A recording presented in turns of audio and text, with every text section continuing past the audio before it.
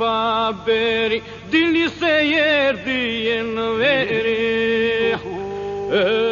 Ndër vite nuk kanë qenë të pakta këngët që janë kushtuar politikanëve shqiptar me një traditë që nga koha e komunizmit ku i këndoi diktatorit Enver Hoxha. Por së fundmi kësaj liste i është shtuar edhe kryeministri Edi Rama.